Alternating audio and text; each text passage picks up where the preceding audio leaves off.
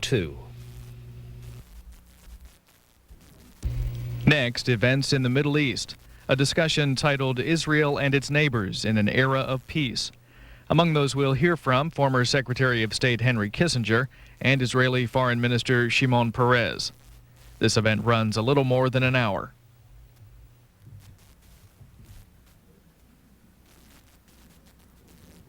Good morning. I'm Judith Kipper, and along with Tony Cortesman, Director of the Middle East Studies Program, it is a tremendous privilege today to start out. This is the first time I'm at this podium at CSIS, my new home, for exactly a month.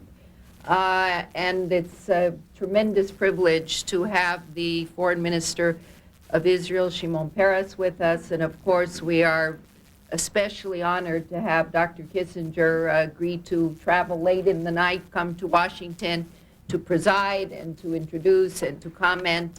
It's a real double header. We've got 2 Nobel Prize winners here, 2 of the world's great statesmen.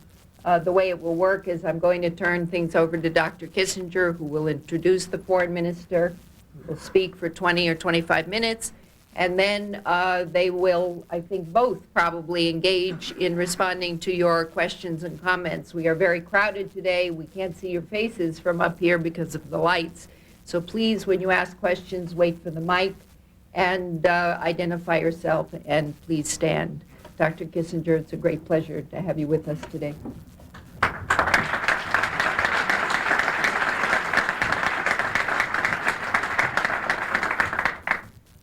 Shimon and ladies and gentlemen, before anybody panics, let me make clear I am not going to answer questions addressed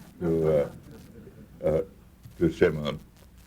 It's a great privilege for me to introduce my longtime friend, Shimon Peres. I met him when he was Director General of the Defense Ministry longer ago than I care to admit, when he was engaged in procuring airplanes from France. I only now found out that he didn't know French when he started on this process. I shudder to think what would have happened if he had known French with the military balance in the Middle East. But during the time that I've known him, his evolution traces the evolution of Israeli thinking from having to be concerned almost exclusively with the question of survival and of security, to the question of coexistence, and then to the question of reconciliation, an extraordinarily complicated process. When people who both have deep commitment to a territory and live side by side in that territory have to find out a mode, first of living together, and then of cooperation. There is now a peace agreement with Egypt. There's progress being made on the peace agreement with Syria. And there's the extraordinarily complicated issue of the West Bank. How to reconcile Arab dignity with Israeli security, which is really the key issue that has to be settled there. And how to express this in instruments that have a permanent validity is a huge and complex task. To be quite frank, when I first saw the agreement, I had my reservations about this or that provision.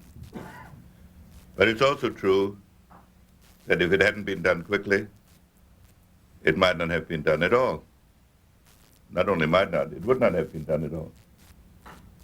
And, in fact, the loose ends of the agreement will probably turn out to be its strength, because they require a process extending over a period of time in which the two sides must face the problem of coexistence, which is perhaps as fundamental as the problem of peace and which is absolutely underlying it. There are always debates on the merits of this or that aspect. But there's no debate about the fact that without Shimon's inspiration, matters would not have reached the point they did on the lawn of the White House. I've read in some book reviews that Shimon is an idealistic dreamer. And that's probably true. But it's the dreamers who change the world. The cynics know too much of the cost. And almost every great thing that's been done was somebody's dream before it became a reality. Now, while the Israeli team has not always agreed with each other in their past career, it's an extraordinary combination of dreamer and strategist that is moving the peace process forward. And I want you to know, Shimon, we all wish you the success that your inspiration deserves. And having observed you now for 30 years, it is extraordinary to see how many of the ideas you used to mention only in private conversation have now become the common currency of the day. And there are not many statesmen about whom this can be said. So it is a great privilege for me to introduce you and to express my confidence that the process that is going on all fronts is the only way to peace and stability, and my confidence that I think in the end it will succeed. Shimon.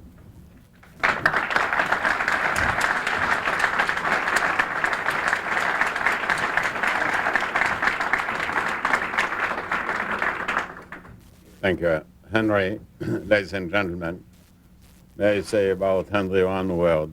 In spite of the fact that he made peace between us and the Egyptians, he is admired by both of us. It's a very rare phenomenon in history. Not only did Henry organize the first peace arrangement, actually the first two peace arrangement between us and Egypt, which looked at the time as an impossible proposition, but to his credit, if there is already a precedent of an agreement with Syria, again, Henry did it. And knowing Assad, one cannot exaggerate the importance of the achievement. And we intend to continue to do so.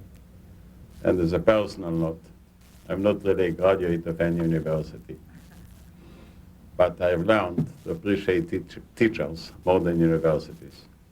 And I consider Henry Kissinger as one of the teachers in my life, from whom I learned and I continue to learn to this very day. And this for me an occasion to say to Henry, thank you very much for that. I think the peace process is suffering from some weak points.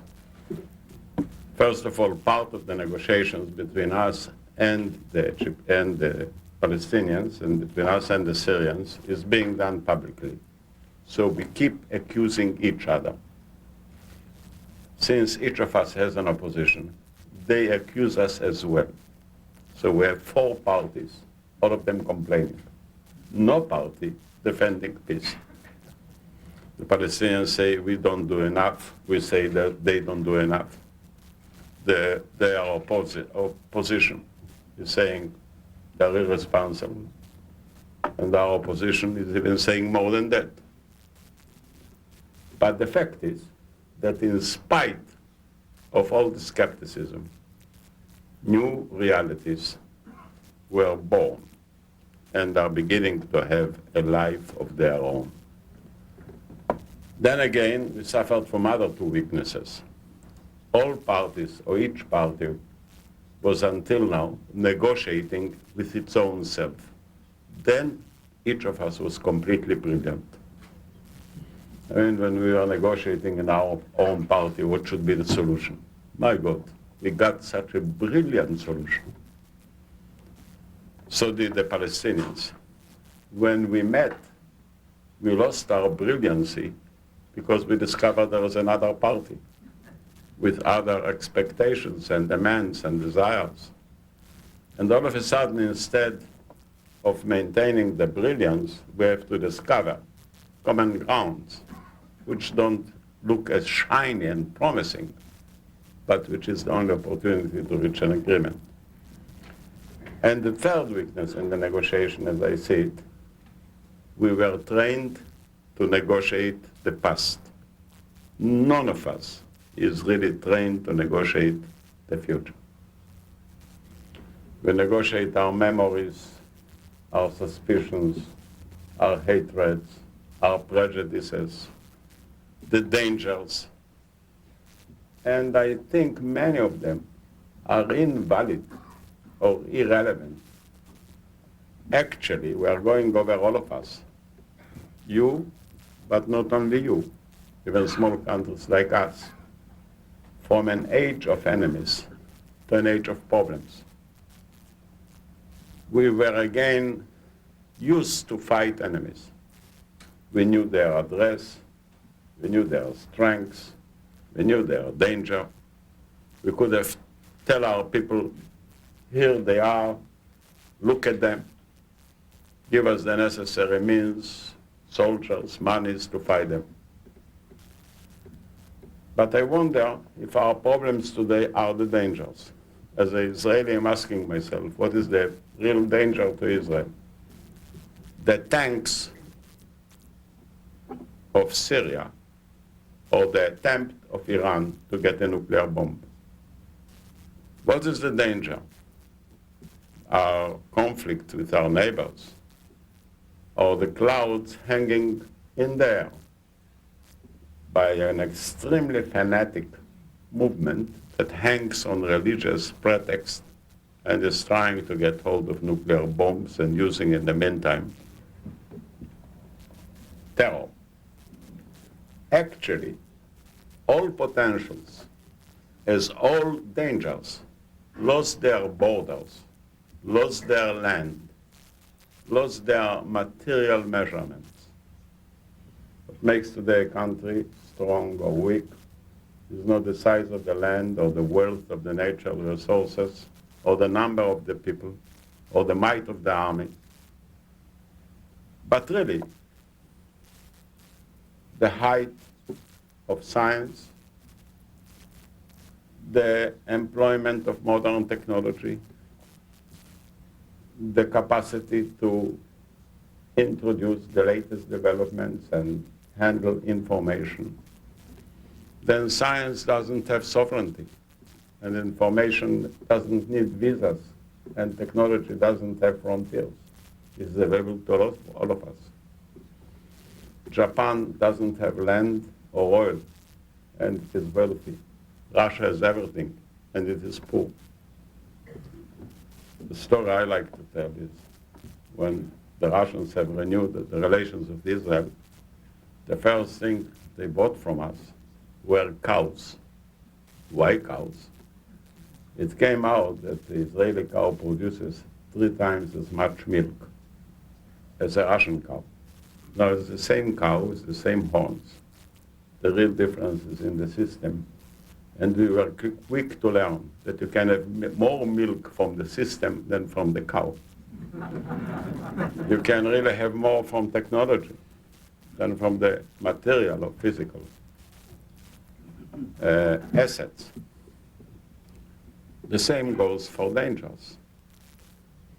I mean, what is the real sense today of national defense when missiles are not impressed by fronts or frontiers or fortification. How can you have a real national defense?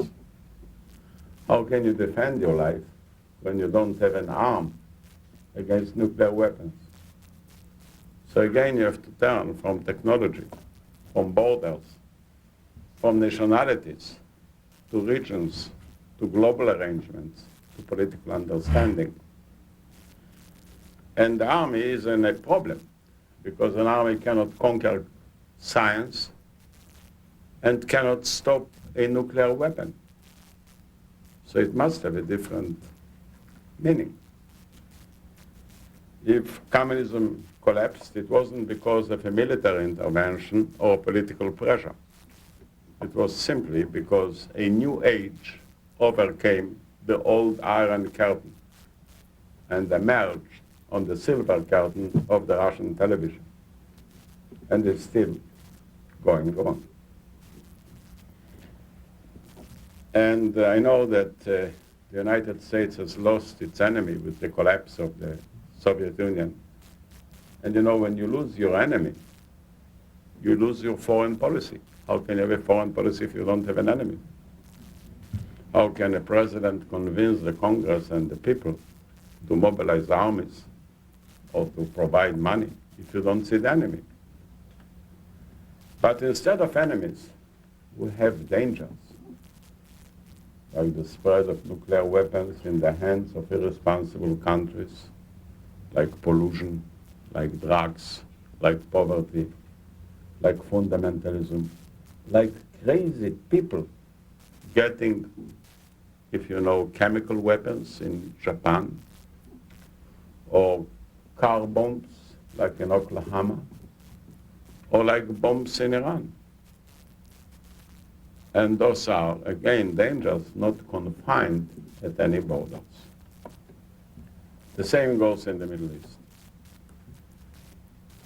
If I shall be maybe a little bit one-sided, but still truthful, what happened between us and the Palestinians is not only that we are going to solve one of the most complicated problems in our time, but the fact is that we are having peace not only with the Palestinians, but that the Palestinians are experiencing for the first time in their life to be Palestinian people. They've never been before. Gaza is 7,000 years old. There was never a Palestinian authority in Gaza. Never. The Palestinians are now in charge of the education of their children in Gaza and the West Bank. They never had it, neither under the Ottoman Empire, nor under the British Empire, nor under the Jordanians or the Egyptians or the Israelis. Today, for the first time, they can educate their own children. We did it not because we were so generous, but because in order for us to exist, it is not enough to have a geographic address, to have our historic land, but to return to our historic values. Whoever learns history with a Jewish eye knows that the greatest mistake is to try to dominate another people against their wish. We never dominated anybody, and whoever dominated us disappeared from history. Why should we follow them? If we exist for 4,000 years, it's because we were careful morally, not only politically. And we have to keep it on. Now, analyzing that in the Middle East, it is exactly the same problem. We don't consider, I don't consider at least, that our greatest danger are the armies of our neighbors. But the greatest danger is the fundamentalistic movement, which has a large audience, which has a great attraction, which is supplied with the food of poverty and ignorance, which is feeling alone and discriminated, which can use terror, and which hopes to get nuclear weapons. This is a danger not only to the Jewish state, it is a danger to every progressive state in the Middle East. And all division between Arabs and Jews should be replaced by the necessary confrontation between an old, fanatic, blind force and an obligation of our generation to enable the youngsters of all of our countries to enter the 21st century, which is not an extension of the 20th century. I think in the 21st century, all of us will see a new history, namely, the end of the hunting season in history, the beginning of a competitive, creative season in human experience. And that's what we have to do. What we have achieved until now is Gaza is becoming a reality. Still full of problems, still in need of more solutions. Because what we call security means for them economy. When we put a closure on Gaza in order to enhance our security, it means we are affecting badly their economic need. And we cannot go on like it. We have to find a solution to it, and a major solution, and we shall find one. But on the other hand, I do believe that Gaza is a reality. It's becoming a reality more and more every day. While the opposition in Israel accused us of giving away land for no good reason, I must say, to the credit of our opposition, we have an excellent opposition in the country, that none of them wants to return to Gaza. So at least something we did achieve. For them, opposition today is a memory, not a program. And that's not bad if we can continue to do so in the future. The Palestinians were suspicious that we want to have Gaza first and stop, and not to go further. They are wrong. We had Gaza first. We are now trying to have the West Bank following up. Because the West Bank, like Gaza in many parts, is not a piece of land, but a group of people. And Gaza, all told, is 220 square miles with 1 million people residing there under the most densely populated, demanding conditions. And we don't have a solution for it. They can solve their problems. In the West Bank, which is something like, again, 2,500 square miles, we have 1,200,000 Palestinians, 120,000 Jewish settlers. It is clear who is the majority and who is the minority. And I don't think the problems are the settlements or the settlers. The problem is the relations between the settlers and the Palestinians. If we can change the relations, we shall not have a problem. If we shall not change it, we shall not have a solution. In Israel, we have 5.5 million people, 4.5 million Jewish, 1 million non-Jewish Arabs. No problems. They are a minority of 17%, and they are citizens, and they are behaving with great dignity and respect. And it can happen elsewhere. So what we have is to change the relations. We are now negotiating the second stage on 3 major issues. One is the nature of elections. We made most of the road. I think we solved 90% of the problem. The last 10%, which are quite thorny issues, will be solved in the last moment. I mean, when you negotiate, you have a crisis, and then a negotiation, and then another crisis, and then another negotiation. But finally, you have the last crisis and the final agreement. And the last 10% will be done there.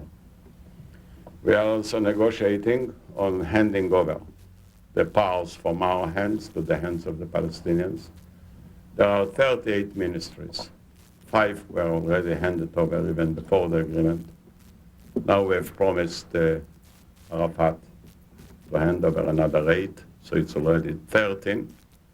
About the remaining ministries, we are in the midst of negotiations, and I don't know if we shall agree on everything, but on most of the things we shall agree. So we may agree on having democracy, on them having power. So Arafat once complained in the long nights we had, he says, democracy, my God, who has invented it? It is so tiring. And I must say I had sympathy to his remark, sitting all the time and negotiating and negotiating. And the third issue is the most complicated one, and that is what Sandra has mentioned, how to hand over to the Palestinians their dignity and how to keep the security of Israel. The basic problem, in short, is the Palestinians say, we cannot go to elections if your army will remain in the heart of the cities. You have to redeploy the army from the populated areas. We say yes, but it so happened that the main roads which are connecting Jewish settlements are crossing the towns and the cities. And we wouldn't like to make them targets for killing and shooting.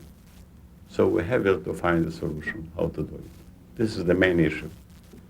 And that's what we are now negotiating. If the first two issues are being negotiated openly, this issue is being negotiated privately or secretly, wherever you want, and we are making a major effort to meet the date, the target date, to complete the negotiations, which is set for July the 1st. We are trying to do so. By the way, in all those negotiations and exchanges, we are being helped very much and very positively by the United States, its administration, its institutions, its press, its people. It's very important because at the time the Middle East looked like a lost case. If we should really be able to bring peace, it may serve as a model to other places too. The second point is with the Jordanian. You know, it was like a couple that was in a secret love for a long time and finally married openly. And none of us is disappointed. We have much respect for the Jordanian administration. We think the King of Jordan has introduced a highly civilized administration in Jordan. Jordan, like ourselves, doesn't have oil, is short of water, has hardly any natural resources. You know that some of the American people are laughing at us. They say the Middle East is divided between oily countries and holy countries. So since Jordan don't have oil, we must be holy countries. And the meaning of it is to invest basically in the human factor, in education, in relations, and I think Jordan did an important job. But with the Jordanians, we are trying to do something else, which is refreshing and interesting. Most of the border between us and Jordan is called the Arabah, which is a piece of desert, beginning at the Red Sea and winding up at the Dead Sea.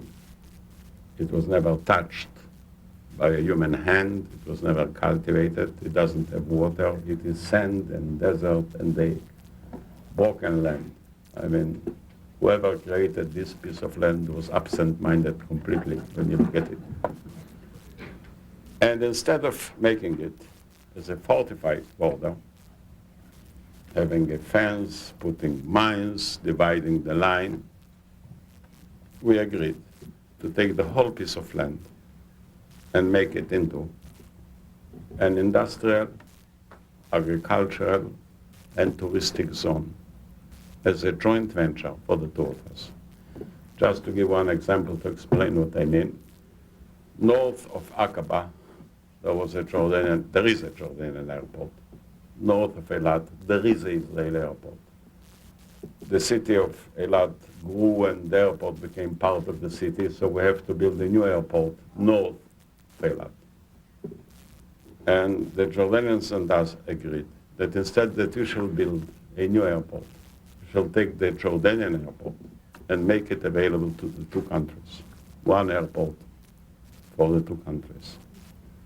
And what we did with the airport, we intend to do with the railroad, with the road, with the ports, with the desalinization.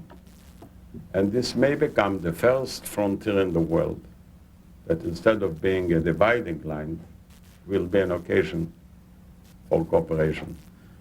Personally, I got this idea and I employed it somewhere else when I visited Venice, maybe 30 years ago, I don't remember.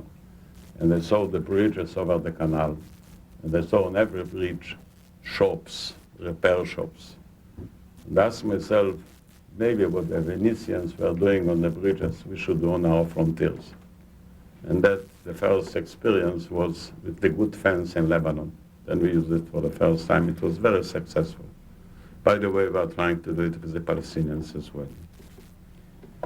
The basic thing concerning Jordan is that both the Jordanian kingdom and us are interested to show to the people concerned that peace is not a political ceremony alone.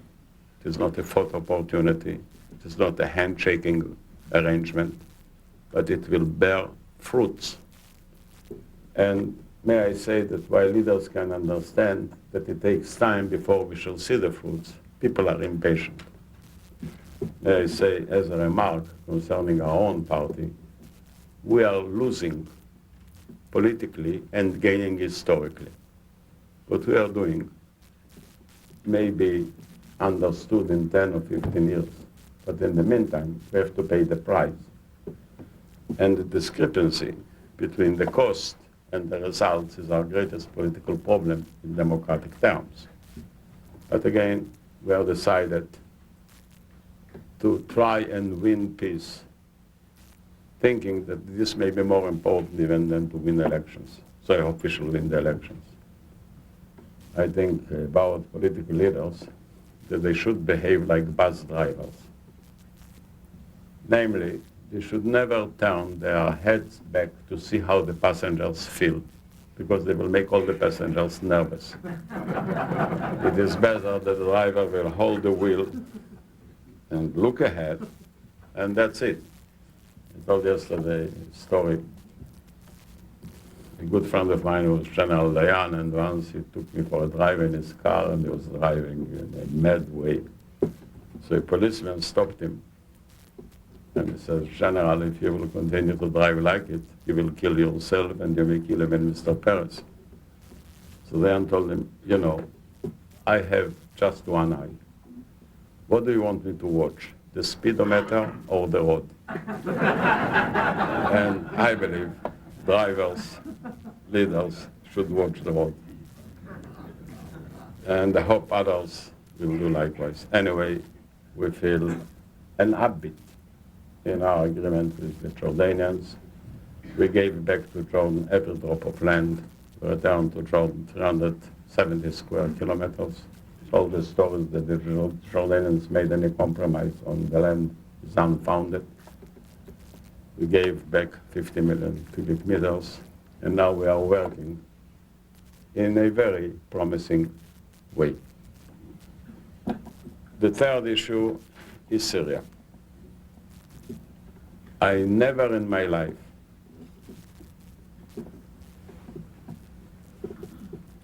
so many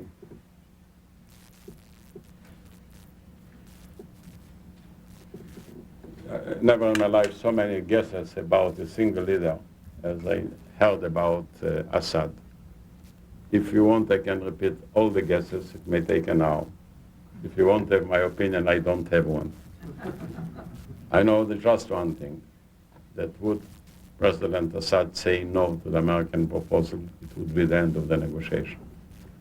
Once he said yes, it's the beginning of it.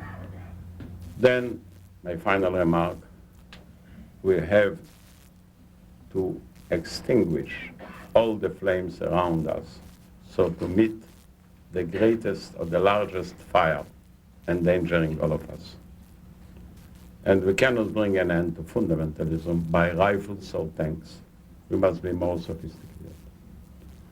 And more sophisticated means to bring an end to the wars, to improve the economic standards of life, to change the relations among the three religions, to have religions without knives and believers without hatred, and to address ourselves to the young generation and provide them with a better education for the future. We're at the beginning of a road. But once we began, we have not only a road, we have people moving on it. And that is our greatest hope. Thank you.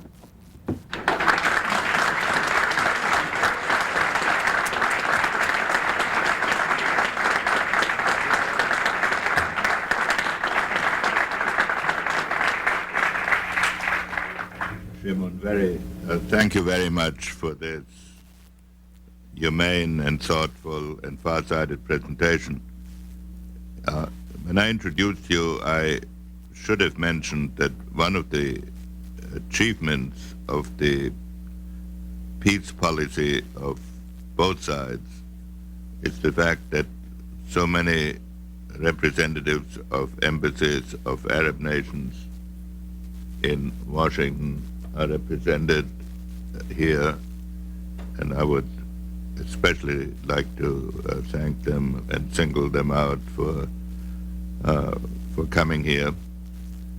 And in fact, of course, this audience is a tribute to the respect in which you held and the commitment America has to help this peace process to a conclusion that is decent and fair to all sides, which is the only settlement that can possibly last. And now we'll be glad to take questions. One of my problems is there's so many lights that I can't separate the troublemakers from the others. So if you'll put up your hand and we'll try to recognize you, and wait for a roving microphone. Chuck Percy. Wait for the mic, Senator. Minister, I know I speak on behalf of everyone in this room for our appreciation for your being here with Henry Kissinger and for CIS for sponsoring this wonderful meeting at this particular time in the peace process. My question pertains to another neighbor of yours, Lebanon. We have talked about Lebanon in your home years ago, and peace process should involve Lebanon, of course. There will never be peace until Lebanon is Lebanon again, and it can rule itself. And what process has to be taken, what steps have to be taken now to bring about the withdrawal of exterior forces from Lebanon so that Lebanon can be Lebanon again?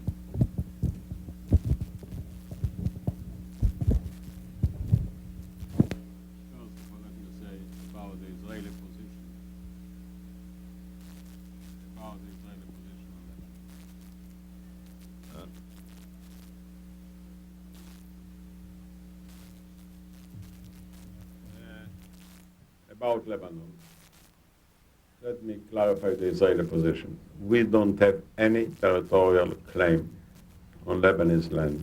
There is an international border that we respect and they respect, and eventually we shall go back there.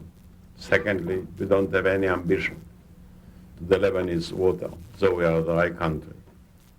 Then again, we do not have any inclination to play a role in the Lebanese politics. We tried and we failed, and we don't want to repeat it.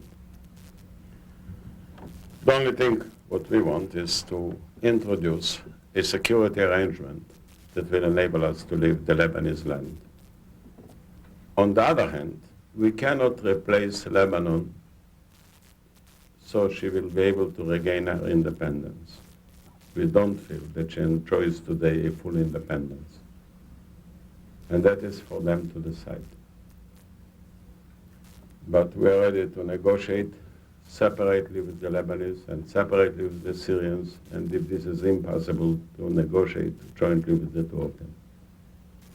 But we feel that it is almost self-understood that if we shall reach an agreement with the Syrians, we shall reach an agreement with the Lebanese as well.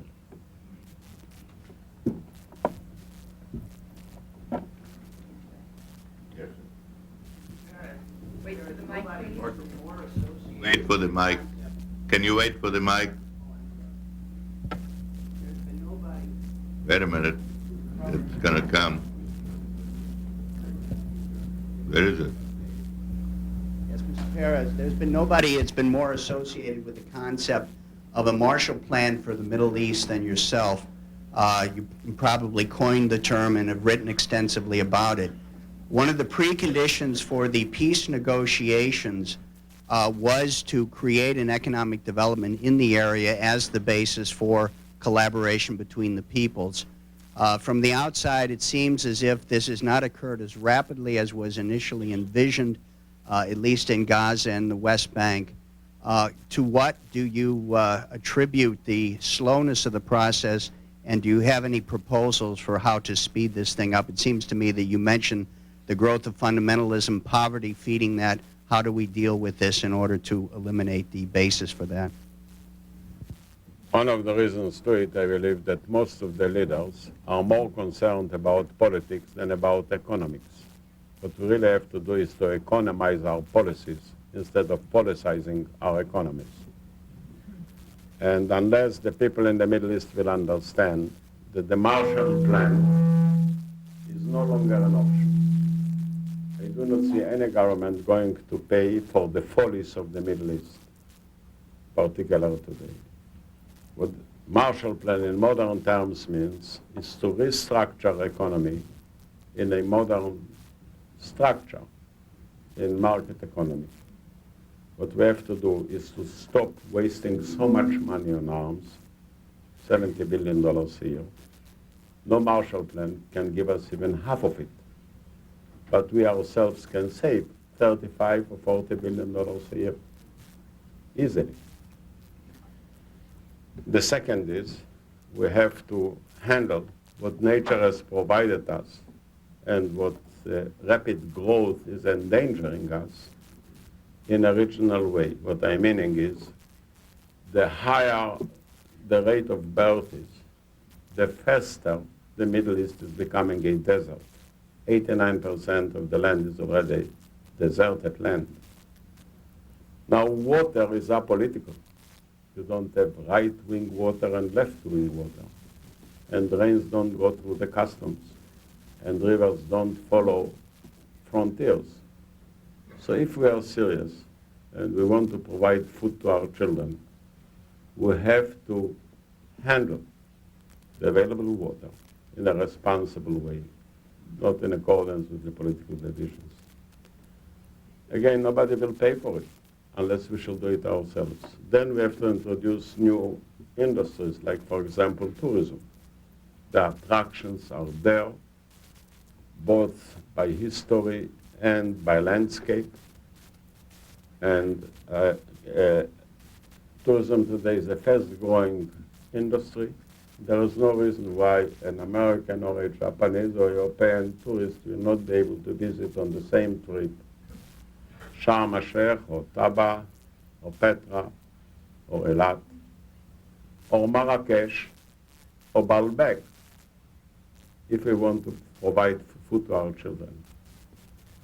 It goes slow because still many people in the Middle East think there is national economies, Jewish economy, Arab economy. It's total nonsense. There is no longer a Middle Eastern economy or an Arab economy or a Jewish economy. There is a Middle Eastern poverty, but not economy.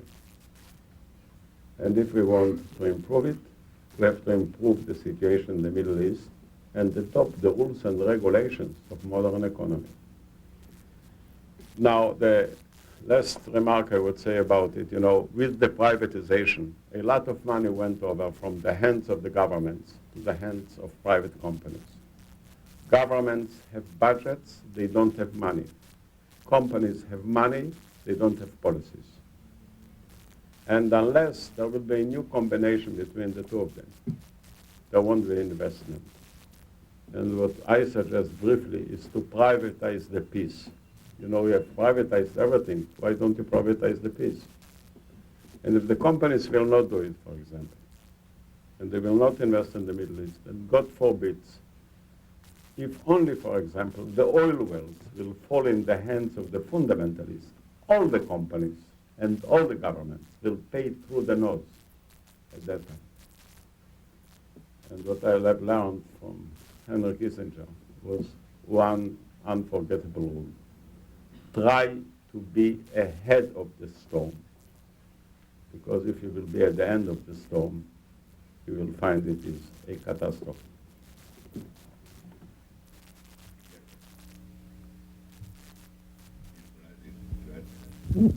I'm Abdul Salam Masarwi. I'm representing the Voice of Palestine in Jericho, Mr. Foreign Minister. I have a couple of questions. How do you respond to the latest poll in Israel where a good percentage of Israelis, I think about 23-25%, prefer to share Jerusalem with the Palestinians and give them control of East Jerusalem? And while we are in Jerusalem, I'll ask the second question. And why did you raise, or your government raise, the issue of confiscating, expropriating Palestinian land at this juncture in the negotiations with the Palestinians? Are you still planning to expropriate more Palestinian land in East Jerusalem in the near future? Thank you. On the first, sir, polls are changeable. We have to decide on the policies, not on the polls. And that's what we are going to do. On the second question, I'm not so sure that you are aware about the facts. We are talking about a expropriation, not a confiscation, of 53 acres of land. Only 24 acres of them belong to Arabs. The rest belong to Jewish people. They were expropriated not to change the political setup, but to enable to build buildings. And when President Mubarak asked me and Chairman Arafat asked me, why did we expropriate the land? I asked them if they're against expropriation from Jewish people, only from Arab people. Because most of the expropriation was from Jewish people. And the reason is that Jerusalem is a living city. Children are being born, youngsters are falling in love and getting married. You need houses, you need kindergartens, and you cannot keep land empty and idle. We admit that we have to build not only for the Jewish residents, but also for the Arab residents. The government of Israel is responsible for the needs of the Arabs as well as for the Jews. So is the municipality. And my last remark on it, which I say with an air of bitterness, we don't understand. Why didn't the Palestinians, if they felt that we are doing something wrong, approach us? We have informal, direct channels. They could have called us up and say, look, what are you doing? You're insulting us. You're hurting us. And I say that even the feelings are important. I don't ignore it. Instead, you went directly to the Arab League. And from the Arab League to the United Nations, to the Security Council. You made a scandal. And the minute it became a public scandal, what do you expect us to do? But to defend ourselves. And thanks heaven that the United States has employed its veto. Otherwise, this would become the new channel of a double attempt to take from Israel whatever you can and attack Israel whenever you may. What is the Arab League, after all? What did the Arab League contribute to peace? What did the Arab League assist the Palestinian Authority? Where? How? Just to protest? Just to attack? Just to criticize? And we don't accept it. We are ready to sit and, believe me, to take in account the feelings of the Palestinians. Not only the rights, but it must be mutually done.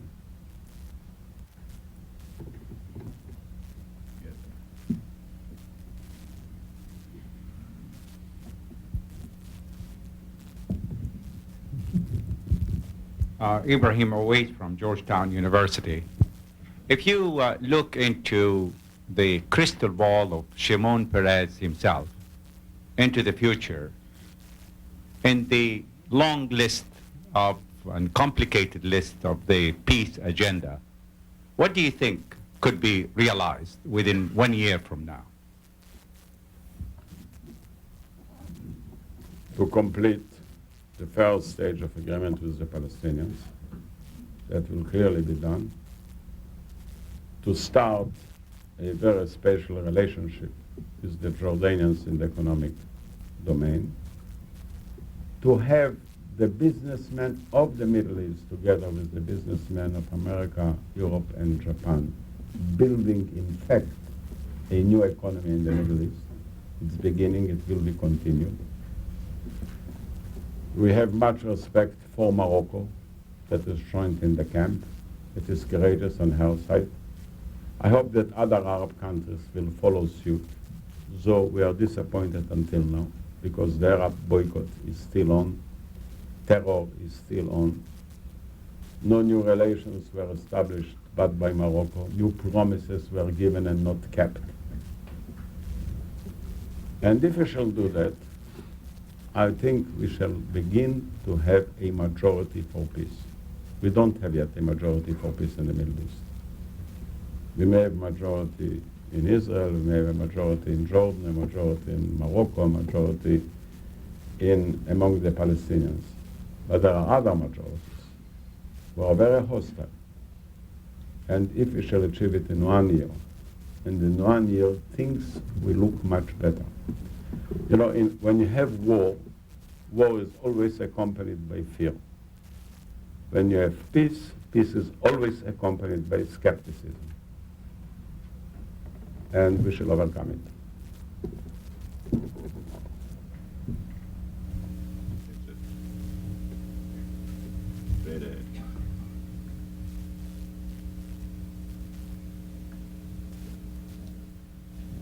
Mr. President, it was a very painful chapter in our democracy. Do you accept that the passengers back in the bus are ready now for another chapter? Can it be done without public diplomacy of Assad and his meeting with Rabin for a referendum in Israel? Thank you. I think for peace there is a need that Assad and other members of the political level will meet in full daylight and air out their differences. If you want to be peace, stop being shy. Let's face it. And I think time has arrived.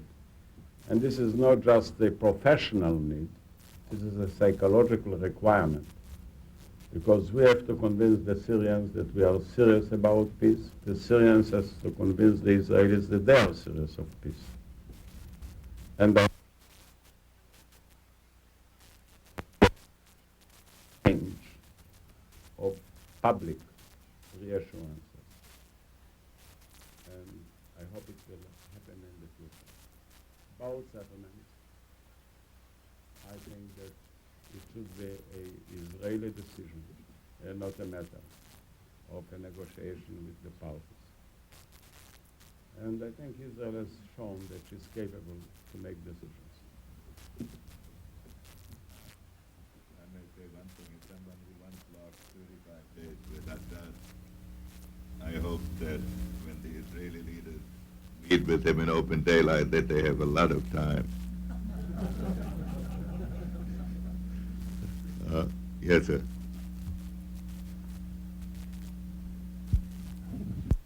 Martin Walker from The Guardian.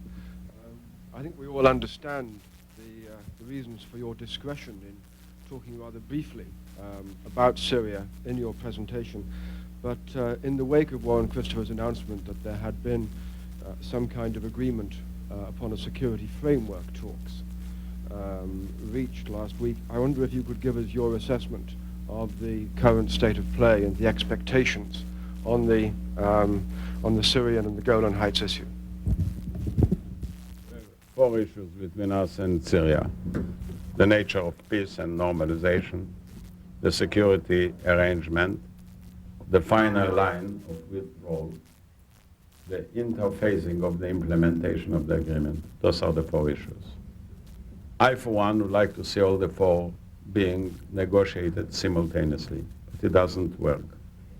The United States has suggested, and we have agreed, to take the most crucial issue, which is the security arrangement, and try and reach an agreement about it. I must say that if we shall be successful and reach an agreement, it will facilitate very much to negotiate the other 3 issues. The main problem we have had is the Syrians have asked for equality in security, to which we have agreed. But we said equality in security should be the result of the negotiation and not the system of negotiations. Namely, if the Syrians agree to demilitarize the Mile we have to agree to demilitarize the Mali. He says it doesn't make any sense, because in order to have an equality in geographic terms, you need 2 Golan Heights. Otherwise, how can you have equality? You have 1 mountain, so you cannot have equality. And you don't measure a mountain by the size, but also by its altitude. And I don't know any place which is as high as the Golan Heights. So how can we achieve geographic equality? And I'm glad that the Syrians and us decided to agree on whatever we may and to postpone the rest when the time will be fit to handle it. Something that enables us to start the negotiations. Last question. You have Sam Louis now. And you have Sam Louis there too. Sam Lewis.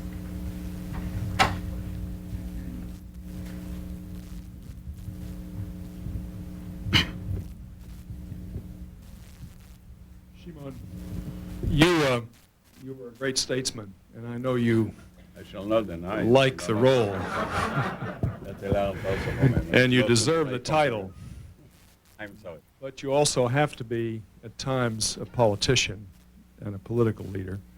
So I want to ask you a political question, if I might. The prospect of obtaining peace depends obviously in part on the agreement and in part on the prospect of political leadership in Israel being able to support that agreement with the public when the time comes, those agreements. Your party seems to be undergoing a good deal of turmoil about the prospect of peace with Syria. You have a group called the Third Force, mostly from your party, that's threatening to form a new party. And of course, the Likud has its internal problems as well. Doing much better now. My question is, do you foresee any new alignments in the political party structure between now and the next election? And how do you think the possibility of new alignments affects the chances for Israel's public supporting peace with Syria and what it entails if you achieve that peace agreement? I don't see new alignments, but I see new splits possible. And it's harmful. But let me, since this is the last question, wind up with a personal open remark. Many people are asking me what are the relations between Mr. Rabin and yourself. I say it's a matter of age. When we were young, we were quarreling. Now, when we are no longer babies, we understand that we have to work together in order to attain a goal which is larger than each of us and greater than both of us. And I think that if we shall continue to work together, no matter what the position of each of us will be, we have a fair chance to gain the trust of the people of Israel. And you know, at our age, when we tested already so many applauds and criticism and attack, what else can we have? Some more applauds, some more criticism. We have our files full and our quota accomplished. So we are free enough to think seriously, to tell the truth, to take upon us the difficult decisions, the tough one, and enable a younger generation enter a land and enter a period where they will be free from all the dilemmas and the mistakes that we have committed. We would like to see our children as well as the children of our neighbors coming in the 21st century, free, safe, secure, educated, so they will be able to compete with other children in the world. Because in the next century, what once used to be wars will be in the future competition of mind and of character. And that's what we are doing. whatever the Lord has provided us with time. We don't want to waste it on power. We want to invest it in correcting whatever we may and preparing the ground, whatever we have to, for an entirely new situation. And we shall win.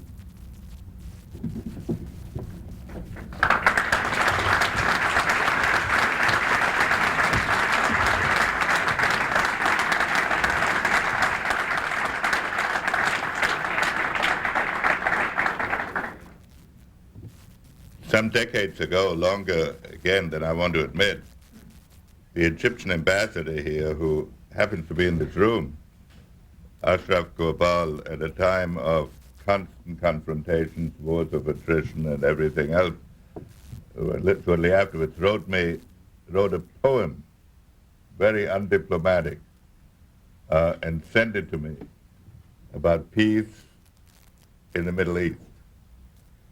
It had quite an impact on me, actually, though it did not contain any practical suggestions. It showed that we are talking here about a spiritual problem, and in some ways a poetic problem. And I think the way Shimon has answered these questions should encompass the fact that obviously negotiations are going to be miserably tough, complicated, when Israel has no great margin of survival. And one has to recognize that the Arab peoples have suffered a great deal as well. And to reconcile these considerations is not going to be easy. But the spirit which has carried some of these discussions along, represented here by Shimon Peres and by some of the eloquent speeches of the Prime Minister Rabin, and also by Arab counterparts, is, I think, a hope for the future. And when Assad starts writing poetry, then we know we have reached the end of this process. So thank you all very much for coming. Would you all stay seated until the Foreign Minister has left the room? I'm going to say hello to a few friends here. Thank you very much.